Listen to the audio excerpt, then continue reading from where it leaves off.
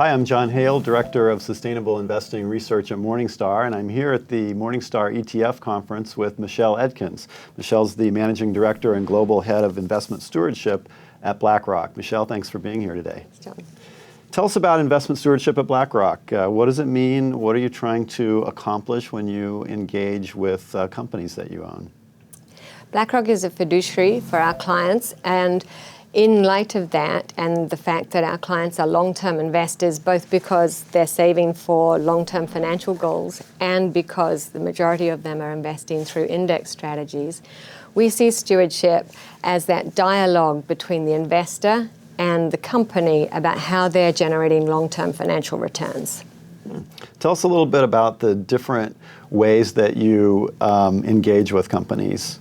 How you sort of approach the engagement process? So as a long-term investor, BlackRock is looking to build those relationships with management and boards that support an open dialogue. So we are not trying to micromanage, but we're trying to make sure that the company understands our perspective as a long-term investor on behalf of our clients, and that we understand the approach that management is taking. And then we can assess whether we agree with management that that is consistent with the interests of our clients as long-term investors. And we identify companies for engagement on a number of different dimensions. One is if we're about to vote at a shareholder meeting and we need some more information or we need to communicate that we have concerns. So that's a voting-related engagement.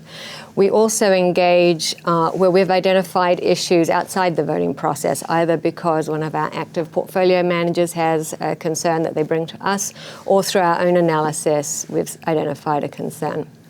Then we'll engage if there's been an event at a company, or if the company is seeking an engagement with us, which, as we're often one of their largest shareholders, is quite frequent.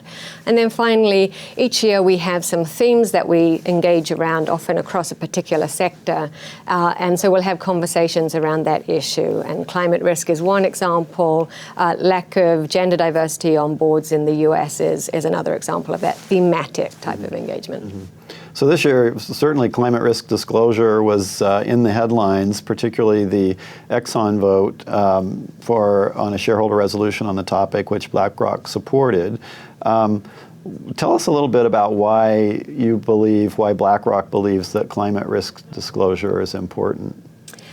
BlackRock believes climate risk is an important issue to understand as an investor because it affects companies across the economy and across global markets. It's not just contained in one sector, although our initial focus is on carbon-intensive companies, so oil and gas, mining, minerals, transportation, for example.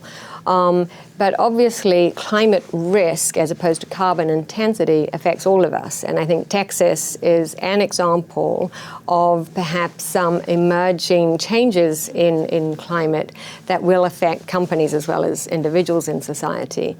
We also saw that a few years ago when a number of companies had their supply chains completely disrupted when there were significant monsoon rains and flooding in some of the Southeast Asian countries. So it's important to understand how companies are integrating those considerations into their strategy, into their risk management processes, and into their CapEx decisions. And that's why we need the disclosure to help us understand a company's approach and identify the companies where we think they could be providing more information or maybe taking a different approach. Mm-hmm. So with this issue of climate risk disclosure, is your position then to vote in favor of climate risk disclosure resolutions across the board, or only in certain cases? We believe that you should engage first. So BlackRock has engaged, my team, BlackRock Investment Stewardship, has engaged with companies across the globe that we consider to have significant climate risk in their business models. And we will determine how we vote on shareholder proposals based on the responsiveness we get from companies. We're not seeking a quick fix here. For some companies, this is the beginning of their journey on climate risk disclosure. They need to start gathering data. They need to build models. They need to create reporting systems. So in that sense, we need to monitor the progress being made, and if we felt that there wasn't sufficient progress or that the board and the management team were not sufficiently engaged on this, then we might reflect that in our vote. So a vote in favor of the Exxon shareholder resolution was really saying to Exxon, we think you have had an opportunity to get going on this issue, and we don't like the progress we've seen so far. That's right. And this year, for the first time, around some of these high-profile votes, we published what we call a vote bulletin, explaining the engagement we've had to date, the analysis we did in relation to this particular meeting and vote, and then how that fed through into our vote decision, as well as disclosing the vote decision, because we want to be able to explain our process, and sometimes explaining it in the context of a particular situation makes it more accessible for people who are interested to understand how we do engagement and how we determine our voting. Do you feel as though BlackRock investors are more interested, more engaged themselves in this idea of what you're doing on corporate engagement?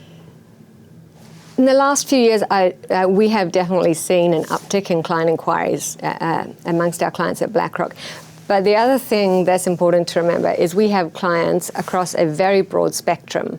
So sovereign wealth funds that, on this issue of climate risk, earn most of their wealth through oil and gas production, and labor funds that might have very strong views on climate risk at the other end of the spectrum.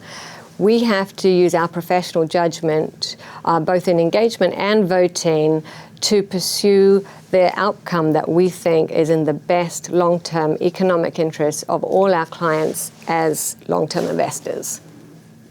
All right, Michelle Edkins, thank you for being with us today. Thanks very much. The Morningstar ETF Conference, I'm John Hale.